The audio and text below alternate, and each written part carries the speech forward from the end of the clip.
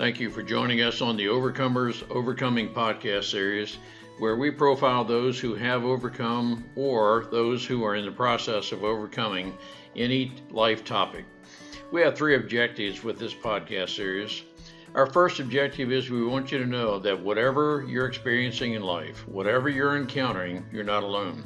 We want to join you to let you know that we together can help you through whatever challenge you may have that at the time may seem too difficult to be able to overcome. Our second objective is to help you determine with a very confident resolve there are multiple solutions, multiple factors involved in any life encounter. It's a matter of thinking into and thinking through the life situation you are encountering to determine the various options, the various solutions that are available to you. Our third objective is to help you with critical thinking skills. If whatever you're experiencing is a result of a decision you made sometime in the past, such that if you had a life redo, you would make a different decision, we want to help you determine the objective facts and factors to evaluate to help you reach a more informed decision. I'm Ron Cooper, founder of the Cooper Culture. I'm with my wife and business partner, Marty. Together, we are the Cooper Culture, and the Cooper Culture is sponsoring this podcast series. Today, we feature Dr. Laurie Weiss, who has life experience of overcoming stereotypes. She was raised in a family who had a stereotype that women are supposed to fit in any of three roles, and she, I think, over a period of time, felt that particularly in the presence of four women who were mentors to her, that she has capabilities beyond what the stereotypes were holding for her. It's a very intriguing story. You'll learn from Dr. Weiss. She overcame those stereotypes and has accomplished a lot in her life. Marty, what are some takes from a lady's point of view? Ron, one of the takes I got from Dr. Weiss, know your passion and don't be afraid to be yourself. Open those doors and say a door closes, there's another door that will open that would be maybe a better place for you, or a desire that you thought, gee, I didn't think I would have that, but here it is and I love it. Dr. Weiss didn't use these words, but I think if she were here right here, she'd tell you, don't you ever let anybody else tell you what you cannot do. Let's learn together and let's move out. Dr. Weiss, thank you so much for joining us. Our listeners are going to be very interested in knowing enough of your background to be able to identify with the fact that you have punched through, so to speak, the glass ceiling that's frequently associated with women. You have overcome stereotypes. You have overcome some of the stigma that is associated with females. I know our listeners are going to be very interested in some of the past that you have had to endure, maybe, and our listeners who are particularly the ladies will know that I am a man conducting this podcast for the moment. Marty is with me. But feel free to rail on us men if that's appropriate, because we maybe have been the cause for your stereotypes, stigmatizing, and so forth. But Dr. Weiss, thank you for joining us. Oh, it's fun to be here. And your questions have made me think through a lot rather than just talk about it. I organized it. So I'm very glad that I did that this time. And I've organized it in 5 different areas because as I went through this, I didn't feel like I was punching through anything. And I didn't actually punch through the glass ceiling. That fits in the corporate world. And I just kind of oozed my way into a lot of different places, which was a great deal of fun for me. But the different challenges I've had to deal with are the first one of the challenge of adapting to the world in which other people expected to be something other than who I really was. So that was the first challenge. I'll go back and explain each of these, but I just want to put it into a context. The second challenge was in that process of doing it, carrying it out, I was totally shocked by an event in my life that proved that the world wasn't fair. And I had to learn something entirely different. And then there was the challenge of, once I found out that I could be something else, of becoming that person, of becoming professionally what I wanted to be, of developing. And once I had done that, or along with that, I got into, well, if I can do it, I can help other people do it too. And that was the challenge of changing the world. And I have been involved in that challenge for probably 50 years, maybe more. But that goes along with the other things. And then there's a challenge that kind of gone along with it, because I'm kind of a loner at heart in some ways. And that's the challenge of joining others and working in community to make the changes. And I've been involved in a lot of different communities. So I can go on and just tell you something about each one. Would you like that? We would. We'd like to just have your thoughts about each of the 5 points. Okay. The first thing is that I was born into a very loving, well-educated family, which is a fantastic advantage, but also something of a challenge, because my parents expected me to grow up and fulfill the American dream, or maybe specifically the Jewish American dream, which was to go to college, get an education, and marry a rich man. That was what I was supposed to do. Preferably a rich doctor or a rich lawyer, doctor preference. They also provided a different model for me, because my mom was, I recently discovered, she was 21 when she got an MBA from New York University and was with my father. And that was like in the early 1930s. So the model that she had, the model I saw was she was being mommy. But the model I also knew about was that she was this high-powered woman who had done this and been a buyer for a department store and things like that. But I was expected to grow up and get my MRS degree, as well as my BA, or whatever it was. And the world said, be a secretary, be a nurse, or be a doctor, or be a teacher. And my father said, don't be a nurse, be a doctor, which was a little counter to the expectation, because that would have been weird. And in college, they were telling me, well, you're just going to get married, so you don't have to take the really hard stuff.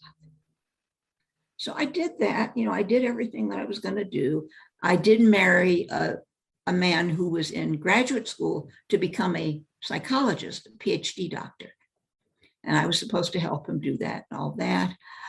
And I was working at it, and we were about to have our first child. And completely out of the blue, the baby was stillborn. We didn't know it at the time. It was a horrible shock. I was just devastated, and everything was just shattered. I had no idea. So this was a challenge of learning to deal with the grief, learning that everything I'd been told about the world, if you do everything right, then you can get exactly what you want and do exactly what you want. That just wasn't there. I couldn't do that. And it took a long time. It seemed like a long time. I mean, 9 months historically is not a long time when you're as old as I am now. But it took 9 months to get pregnant again. And when I finally did, about 3 or 4 months later, my husband told me that he was in love with his co-therapist and wanted to end the marriage. And that was where I discovered something. I discovered depths of myself I didn't know, because I got really furious.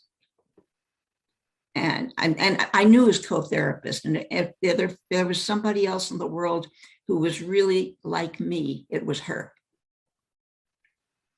And it was like, I didn't know exactly what was going on, but I was very, very upset. And I was furious at him, and I told him so. And at which point he got the idea that maybe he shouldn't get a divorce. And we weathered that. But it changed things a lot. And the next 5 years, in the one hand, were about being pregnant, having babies. It was like a 5-year fugue in some ways. But on the other side, by the time we had a 2-year-old, and I was pregnant again with our next baby, which again I lost, but that was an early one. We had an experience where he was in training in California for transactional analysis, which I don't know whether you remember, I'm okay, you're okay, and games people play. I was there as a wife, and I was hanging out with the other wives, and somebody said, why don't we go to the conference, which they were having? And we got a babysitter for all the babies, all the kids, and we showed up at the conference. And I learned, I was really, really excited about what I saw going on, and I saw a woman who was presenting a paper, actually it was for somebody else, but I had no idea that women like her existed. And she later became one of my mentors. She had been Rosie the Riveter. She was a minister. She was a brilliant, brilliant woman. And it was like, wow. And at the same time, I met somebody and I introduced myself as, oh, I'm Jonathan's wife. And she looked at me and she said, oh, I'm a person in my own right. And I was a bit stunned. Marty is reacting here. I can see her. She knows about this kind of stuff. And so that was the beginning. It was like, oh, you mean you can be a person in your own right and not there? And I'd also had some therapy and various things. So I was beginning to come out and see what I wanted to do, who I wanted to be. When we went back to that conference a couple of years later, I was sitting there with my husband and having a great conversation and, just going ahead, and somebody sat down with us and joined the conversation and then said to me, you're not free. I said, well, of course I'm free. My husband lets me do anything I want to do. And then I went, oops, because that was the epitome of not being free. Well, at that point, she basically drew me into feminism, which was the incipient second wave of feminism that was just starting out, and got me involved. And my world changed. I started seeing things completely differently. I started seeing the world that, I'm not going to be mad at men for creating it, because that was the world that they were living in too. And they had stress and strain too, but they couldn't see things from a woman's point of view. They couldn't see how really oppressed we were and how we were kept down and kept in our place and not allowed to achieve our potential. And my nature, whatever it is, whenever something interested me, I would go full out and learn about it just because I wanted to. And I didn't necessarily have the certification. I didn't necessarily have the degree. I didn't necessarily have anything, but I just dive in and just learn because it was interesting. While that was going on, I was fascinated by TA and just kept learning everything I could and taking every training I could. And every training, by that time I was a teacher. I was a classroom teacher. And every training was about psychotherapy. They weren't using it in schools or anything like that.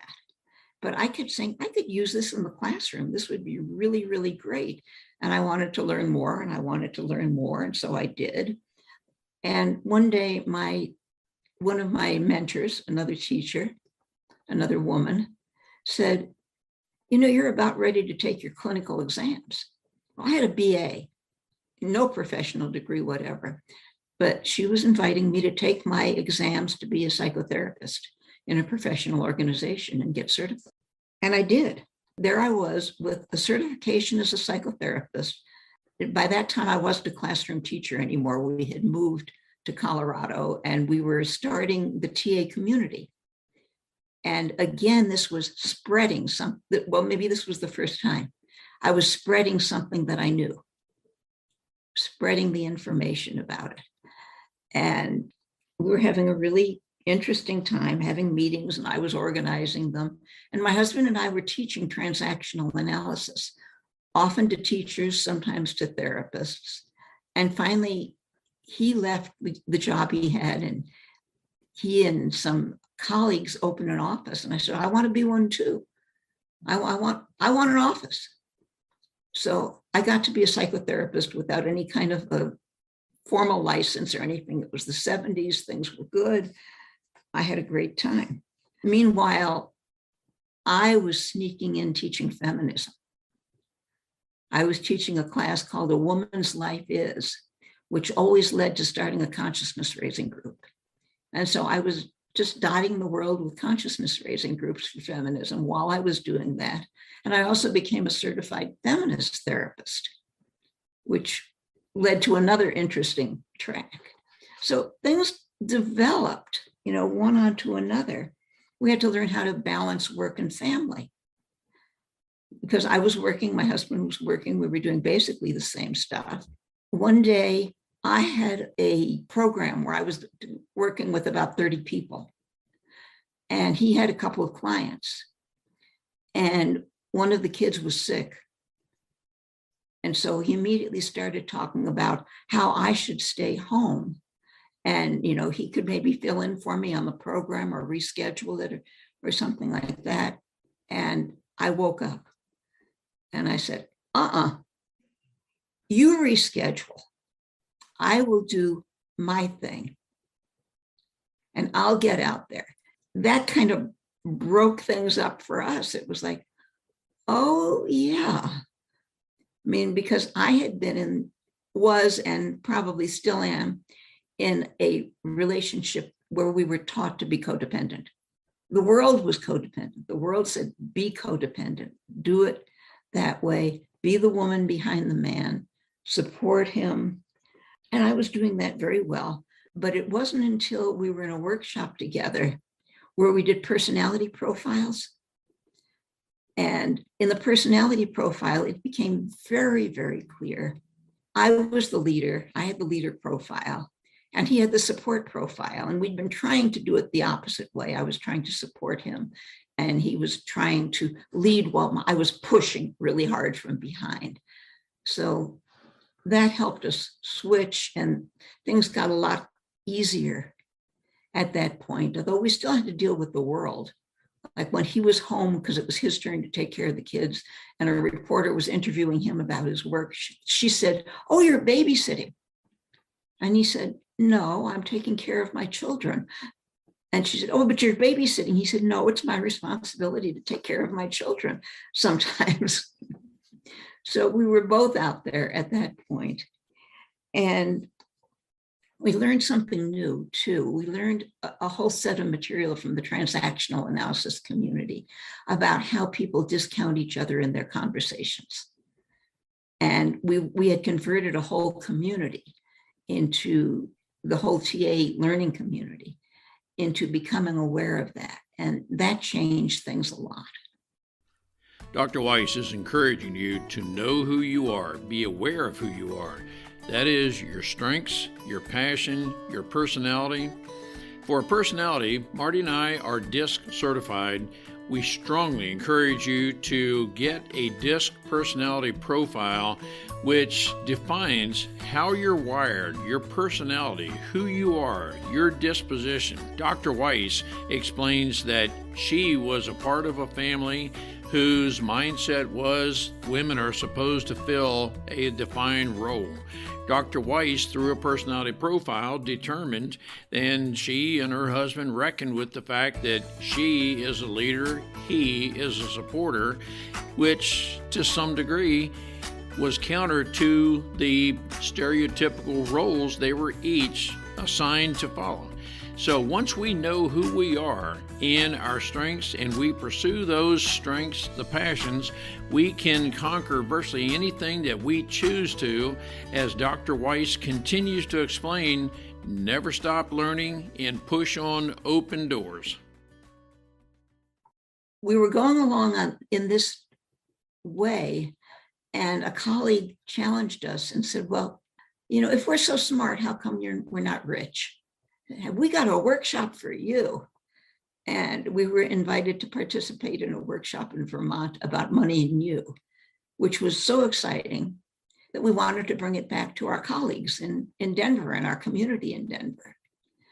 So we arranged to do that. That was fine. That was wonderful. Except I certainly didn't expect to be producing it for 5 years. But other people had other ideas, and I went along with them. Codependency, once more, giving things up, until one day I woke up and I didn't want to get out of bed. It was just, this is wrong. This is not what I need to be doing. And I took another really big risk. And that was the risk of saying, I'm pulling out of this. You can keep doing it, but I'm not going to be codependent about it anymore. I'm going to do other things. And by that time, we'd been married, I think, for 17 years and working together for about 13. And I was absolutely terrified because I was putting our business at risk. I was putting our marriage at risk. And I didn't know what was going to happen. And it worked. Okay, he kept doing the workshop for another 6 months, but without my support, which he wasn't even recognizing how much I was doing to make it happen. Without my support, he lost interest. And then we moved on, and along with everything else, we had become experts in a particular form of psychotherapy, which was later identified as inner child work. When we left this practice, we were kind of wandering around the world for a while, started doing some other things. And because of the feminist therapist part, I had written a chapter in a book. That chapter, I'd had to deliver a paper, which became a chapter in a book. And then that chapter in a book grew to a monograph, and a chapter in another book, and maybe a chapter in something else. I don't exactly remember the order of it. It was very interesting. And finally, we got a contract to write a book, which was called Recovery from Codependency. It's Never Too Late to Reclaim Your Childhood. It was about doing inner child work. And we connected with John Bradshaw, who was doing Bradshaw and the Family on public television at that point. And he wrote the introduction for the book and became a friend. And after I got that book published, it was like, oh, well, if I can get a book published, I can get a PhD. And so as a mid-career professional, working full-time, raising kids, I went back to school, an external degree, and I finally got my PhD. So we then were 2 Dr. Weisses in the family. Then came the challenge of changing the world. Although I'd been doing it earlier. I mean, with the feminist work and with the communication work, that was really working fine. But then I started teaching professionals about how to do the kind of work I was doing. I had written a book earlier and gotten a stack of rejections about 3 inches high.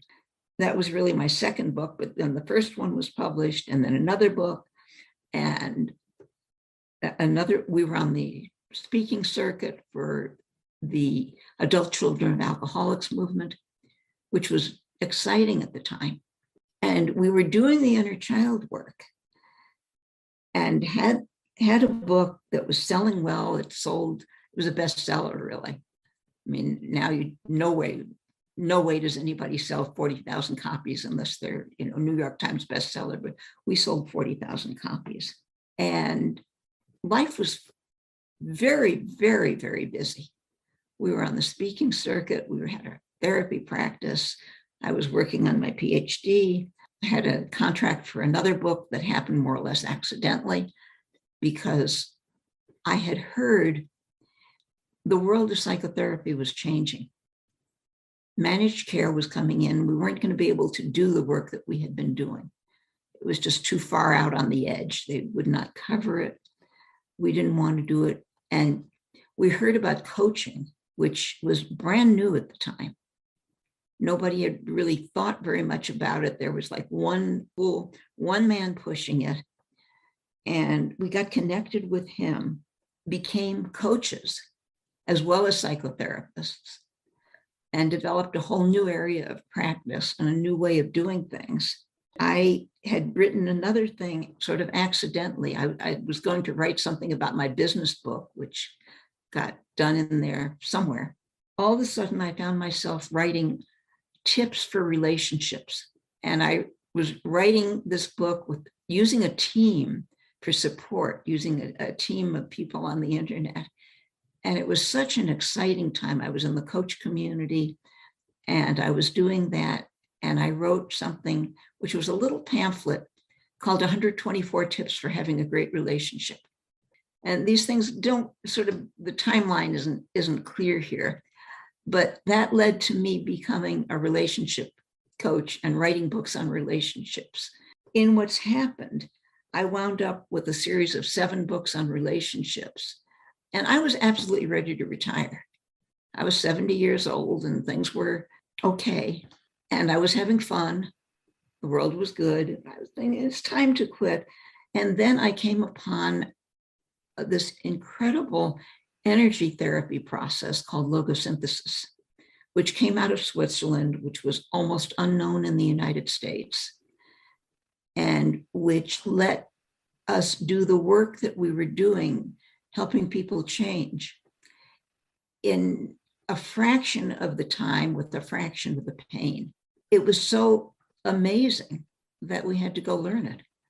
Because again, I said my pattern was you go learn what you want to learn. You know, it doesn't matter what it is. And in the learning of it, over a period of years, my husband and I became the only certified logosynthesis practitioners and then master practitioners in the United States.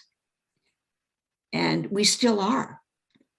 There are a couple more people who are getting certified and who are trainers and practitioners, but nobody is at our level at this point. And I decided that this process was written about in European professional language. And it was so available, it was so useful to the general public that I wanted to write something about how to use it how to just use it for yourself, for your own self-growth. And with the founder of logosynthesis, Dr. Lammers, who was a Swiss psychologist, was and is a brilliant man. I wrote the first book for the general public that became very popular and introduced a lot of professionals as well to logosynthesis. For a long time, it was the first book that people were invited to read, and people would read and go, oh, it works. And there are about 100 reviews on Amazon saying, wow, it works. Really, really exciting. So I did that. So it's been a wonderful, wonderful trip. I mean, there have been challenges, many of them, but every one of them has led to an opportunity of one kind or another. So it's been wonderful. The different communities that I have been involved in, and looking back on this as I was preparing for this talk with you, it was like, okay, there was the feminist therapist community that helped me manage what you call the glass ceiling. It helped me make the strides of becoming who I am. It supported me.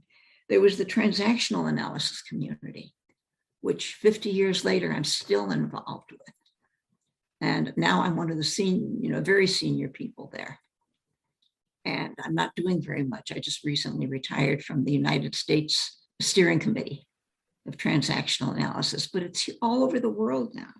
I was active in the women's business community as I was running a small business and getting help and support from other women. mutually, and we were growing together. And now I'm involved in an older women's community where we still support each other in learning and growing. I was also involved in, was and is and am involved in the coaching community. And there's an authors community, and there's an international logosynthesis community. I just met somebody new in it today that I had just known peripherally and discovered that we have a lot in common. So life has been very, very exciting. So I think I've run out. I mean, I could go back and do more, but just this, I think that gives you a sense of what it is, Ron. Dr. Weiss, congratulations. You're a life success. I want to see if I have processed much of what you're saying correctly.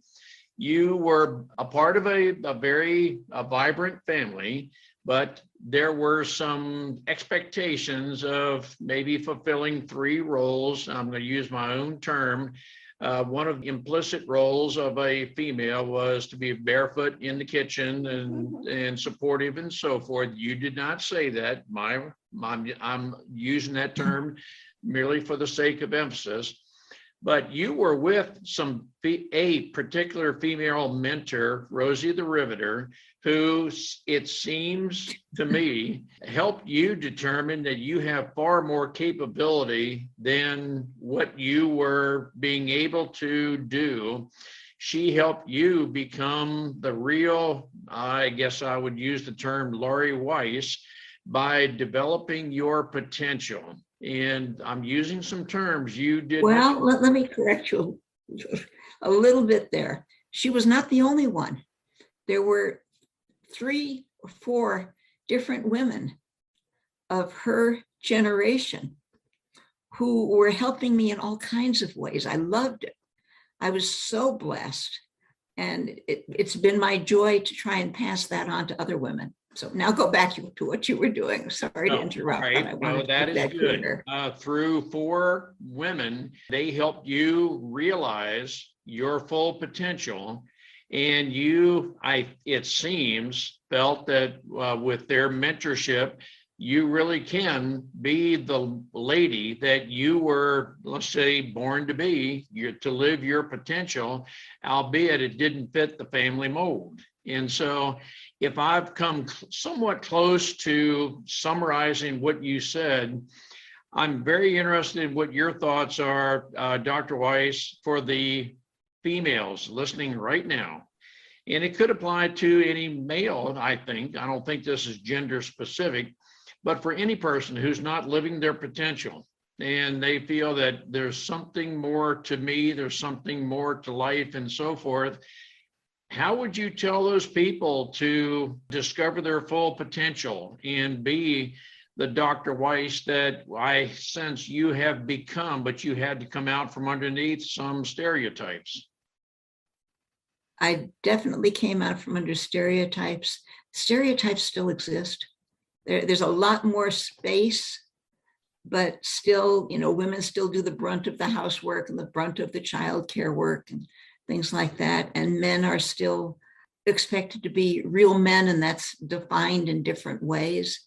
I mean, real men do cry. Real men really have feelings. Real men are fabulous. So the thing that I would say is look for other people who are like you. And there are so many more places to look now because people can look online and find something. They can be on Facebook and they can find a tribe of people who are emerging, people who are trying to do it, and get tips from other people that maybe aren't even in the same physical location. Read, learn, join up with other people. There's meetup groups. If you're interested in learning about something, go ahead and learn about it. You don't have to have a big plan. Feel free. We're taught to have very narrow visions of who we're supposed to be. Open up. If something looks interesting, try it out, explore it. Maybe stop playing games with your device for a while and just see what's out there with real people. Volunteer. Try something new. And then if you are interested, talk to somebody and maybe 6 people are going to say, huh? But the 7th will go, yeah, me too. Find other people and do it. Do it. You mentioned personality profile. Was there an aspect of the, maybe in combination, the personality profile who helped determine who you are? Was there a matter of maybe through the 4 women mentors that you determined your strengths? Is that what helped define the real Dr. Laurie Weiss? I don't think so. Not in terms of defining. They opened doors. They said, look this way, try this way. Something I didn't mention in terms of my development, another woman saw what I was doing, said, go study with Jean Houston, who is an incredible teacher, spiritual teacher. I didn't know it, but I went to study. I went for a week and it changed my life. And then 10 years later, she offered another program and that changed my life even further. But it was like, okay, they opened the doors, I went through. They didn't say you should go this way. They said, here, I'll make a place for you on this committee, even though everybody on this committee has always been credentialed before. Let's have you on it too. Go ahead, join it. And I joined it and I changed it. And that was what they did. They didn't say, here's how. They said, try it. Now, I'm very curious. The doors that were opened for you, it was your initiative where you tried different doors or you found some that worked, but did you experience any failures? And if yes to that, and I'm supposing you probably did that take you back to, well, maybe I was never meant to be what you're trying to do? No, not any failures that sent me back that way. There were certainly failures. I mean, a 3-inch stack of rejection letters was not nice. And that was definitely a failure until it became a success. But even that led to a mutual mentoring agreement with another woman who taught me writing skills by helping me edit the book. And she did that and I taught her therapy skills. And we had a great time together. I never questioned that I could use what I knew. But there were always questions about how could I do it? You know, in what format would I get to do it? Because the world was not set up for that. At one point, I did a presentation for marriage and family therapy, for marriage and family therapists, and somebody invited me to join their organization. And they sent me a thing, well, maybe if I got a master's degree in marriage and family therapy and then started at the beginning, maybe I could become a marriage and family therapist. And, you know, it was like, well, all right, I'm already a marriage and family therapist, but I'm not going to get your certification because that just doesn't make any sense. But in other cases, I was able to pick up the certifications later, or I didn't even know at least twice, I didn't know I was working for any kind of certification. In transactional analysis, when I was learning it, I was just learning it because I wanted to. And in logosynthesis, the same way. I was learning it because I wanted to. And in coaching, I had already learned it. I was already a master.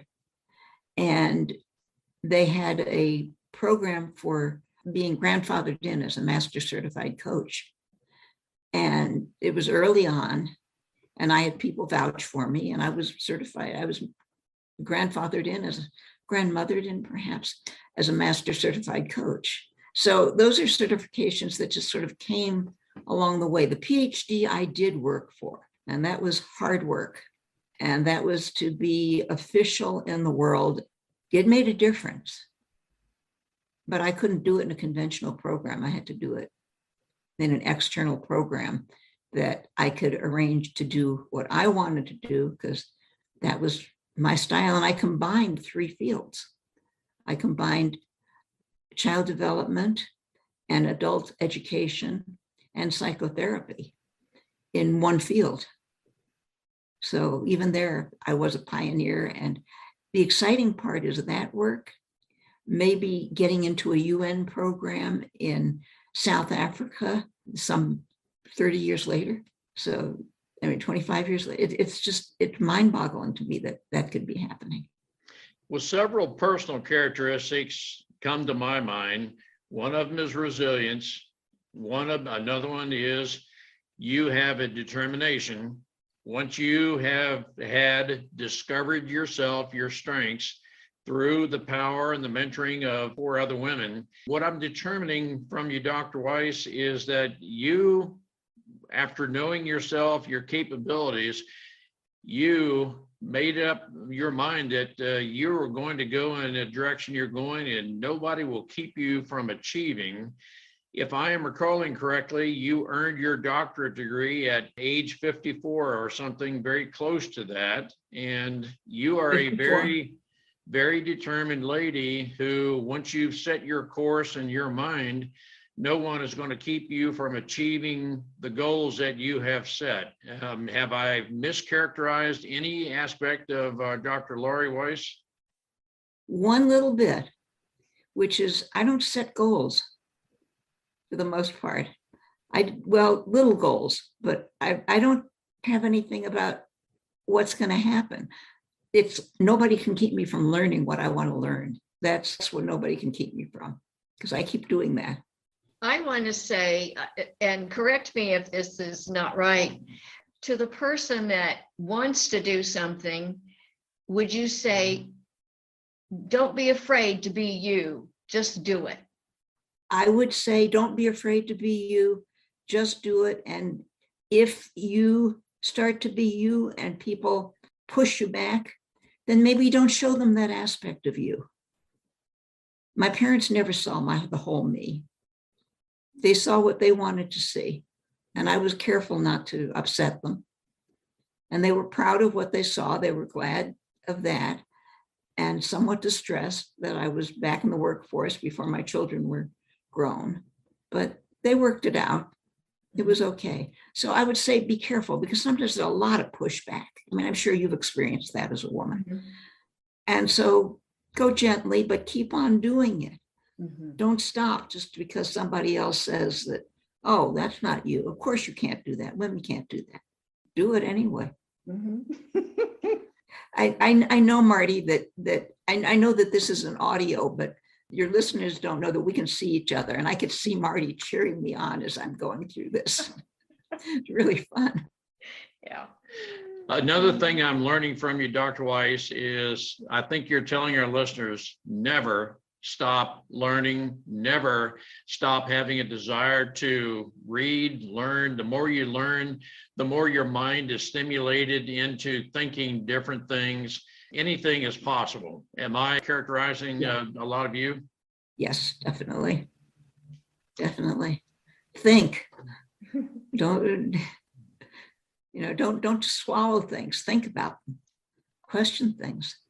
Dr. Weiss, that is huge advice, and I want to thank you on behalf of our listeners for accomplishing what you have. You've given a lot of women, let's just say a lot of people, hope, because I don't think that what you said is gender specific. You have certainly overcome a lot of stigmas, but there are many of us who have limited ourselves because of limiting beliefs. And I want to encourage our listeners to know there's no limit to what we can do. Let's surround ourselves with people who will encourage us. Let's have an insatiable desire to learn. Let's keep thinking as you are, and everything is possible.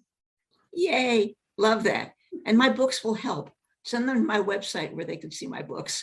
And thank you, Dr. Weiss. We are going to reference the 13 books you have authored, and we hope that many people will want those books. I hope so. I hope so, because they're all about helping people grow. And that is a fabulous thing that you are pursuing, that we want to advance people and help people grow. Thank you for your heart, Dr. Weiss. We love it. Thank you so much. I've enjoyed this. Dr. Weiss made it very clear the impact on her life of labeling, stereotypes, expectations. Some of this can result in what is known as limiting beliefs. it tends to put us into what I call a pigeonhole. That is, your expectations are supposed to conform to whatever the thoughts are at the time, and the labeling, the expectations, whatever term we put to it, those labels may have the end result of manifesting themselves in a way that limits us from living our full potential. I think Dr. Weiss would say there was a time in her life when she was not living her full potential because of the environment in which she was raised, and I don't think she's blaming anybody. It's just the way things were. But through Four Ladies, she was able to determine what her potential is, what her strengths are, and it's through that relationship that she was able to clearly discern, be aware of who she is. And Dr. Weiss was very poignant, very articulate in saying, don't let anybody define who you are. Don't let anyone limit you to live your full God-designed potential, but rather find those who believe in you, those who can advance you to your full potential and live that potential. That potential includes learning, and if we have an insatiable desire to learn, that can help stimulate our thinking to where there are opportunities. Firstly, everything in life is an opportunity if we have the mindset that we are an opportunity maximizer, that irrespective of anything that happens in our life, we'll make an opportunity of that. Dr. Weiss was very articulate in saying she was that opportunity optimizer, and she overcame things of the past, those limiting beliefs, to where she turned them into opportunities. It's a very inspiring opportunity. I want to help you to determine what your potential is, to know what exactly you were designed to do, created to do best, your strengths. Part of that is a personality assessment. Marty and I are certified DISC professionals of the advanced level. We can help you determine your personality style, through which we can help you determine your strengths. We are also certified coaches through the John Maxwell team. We can help you determine exactly what your strengths are, help you work through any limiting beliefs you may have, to help you reach and live your full God-designed potential. We know what it is to be totally fulfilled, living your potential, seeking your passion, and doing exactly what it is you were destined to do, and working toward advancing other people. We have that fulfillment. We want to share that fulfillment with you. We hope we can warrant a 5-star rating through this podcast. We hope you'll want to subscribe and pass this podcast on to your friends within your social media community. We hope you'll share this podcast with your Facebook friends, your LinkedIn connections, your Instagram community, everybody within your social media group. And we hope you'll choose to share this podcast with others. Contact us, Ron at thecooperculture.com, or Marty, M-A-R-T-Y, at thecooperculture.com. If you feel that you are not living to your full potential, contact us. Let's schedule a 30-minute complimentary coaching session to where you can determine through this session if we would be the right ones to help you live your full potential, to help you overcome what may be some limiting beliefs. As Dr. Weiss was saying in her life, that she had to overcome some of those stereotypes and stigmas, and some of us need to overcome the same. Marty and I have each overcome those stigmas, those limiting beliefs, to where we have the total life fulfillment of living our potential. We hope you will share this podcast with others. Contact us. Let's work together to advance others, to help them live their full potential, and we look forward to working with you.